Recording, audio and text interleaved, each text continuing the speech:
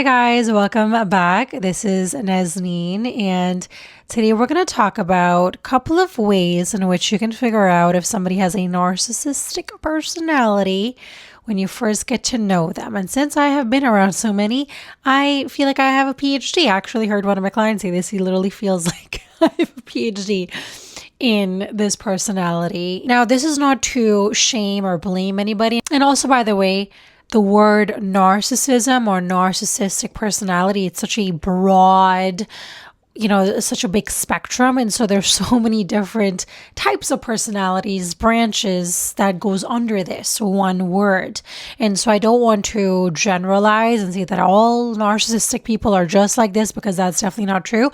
But just from my experience, what I have seen and experienced myself, it's coming from that. And that's what I want to share. And if this is something that you are experiencing, then maybe you can have a little bit of an alert moment. Because to be honest, I found this out when I was in a relationship with somebody who had a narcissistic personality. And when I started listening, it was Dr. Ramani that was talking about it back in the day. I mean, she still talks about it. And I was like stunned. I was like, wait, what? And it was funny because I literally went to the person that I was with and I was like, wait, you have these personalities, don't you? And they literally agreed. Like, it was so funny to me that we're like, yeah, this is you. And it's like, this is the reality of it, right? When you're getting to know people, it takes a while before you get to see the truth of who they are. Okay? Because when you're dating somebody, you're just getting to see their best version of them. You're having drinks, you're having dinner. It's all fun and games. But when difficulty hits, when you have an argument with them, when you don't agree on a certain topic with them, that is when you get to see an unfolding of who their soul and who they really are.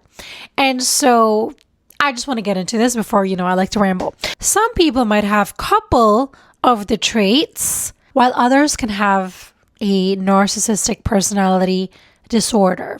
It's important to say that because a lot of people might just generalize everybody for being the exact same when it's really not. In my experience, and also my clients, what I've noticed is that they notice a pattern when they first start to get to know somebody and they're getting a little bit serious. They start to notice small, like it's very minute jabs, okay?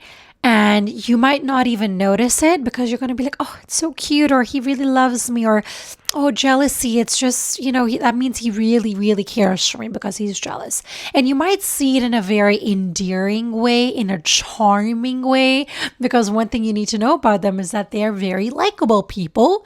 That's how they get you hooked, because they're likable, they're lovable, they're good looking, they're charming, they're all of those things that we talk about in movies that women should run far, far away from. And what I mean by jabs, it could come in a question. So let's say you have an outfit on and they say something like, is that really what you're going to wear to the party? It's so minute and gentle that you might be so oblivious to what is really happening in front of your face. And so I just want you to be a little bit more aware.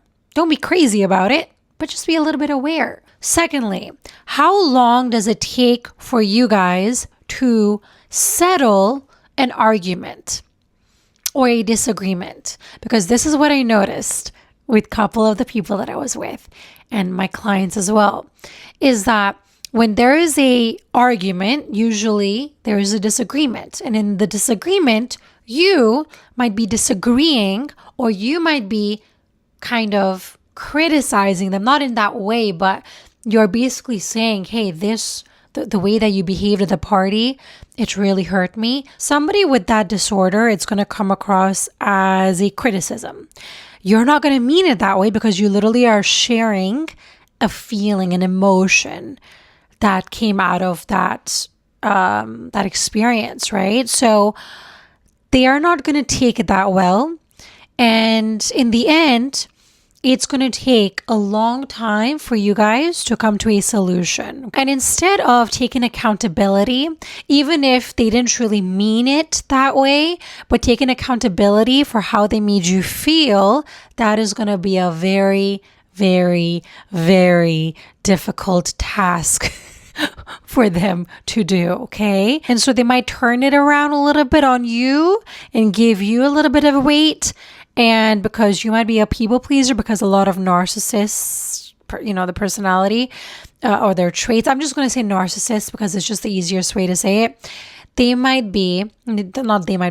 always looking for people that are nice, people that overgive, people that want to please, people that want to abandon themselves, people that are not good at confrontation. So they choose people in a very wise way. That is like 70% of their battle is won with who they choose, okay? And you're their prey. I know it sounds really bad, but I'm going to be honest with you guys. And so instead of taking accountability, what they do is they deflect, they put the blame on you, they become victims. So they are choosing different ways of going about it. But you think, but they're communicating with me and they're talking to me about it. They're opening up. Yeah, that's what it looks like. But if you go to the core of what they're really trying to say, you understand that they're not really taking accountability for how they made you feel. So that's another thing I would like you to be aware of. And also I want to add, every argument turns into who's right. It doesn't turn into let's find a solution so that we as a team can work together to have a happy, fulfilling life. It turns into I'm right and you're wrong. And that is how it leads to the demise of the relationship. And you might start off being very nice to them because you might think, well, this is just what relationships are. But then later down the line, you're going to realize they are going to bring out the worst version of yourself. The devil in you is going to erupt and you're going to do things to them or to people around you that you wouldn't even dream to do. And that is what I want you to pay attention to as well, because you're going to start off being nice and everything's fine. Later on, you're going to notice that you won't even recognize yourself. Thirdly, boundaries. We all know this already by now. They cross your boundaries. But if you're somebody who's nice, somebody who's a people pleaser, you allow people to cross your boundaries constantly. And you think, but they just really wanted it. And so it's like, it's okay. Yeah, that sounds cute. Right? That sounds like you're being a great person and a great partner to them. You're overgiving, but in reality, you are abandoning yourself in that moment in time because you really don't want to do it, but you're saying yes when you really want to say no. That is when you're disrespecting and abandoning yourself. And lastly, something that we might not hear about quite often is that when they first get to know you and they really like you, they want to spend every day, every hour with you.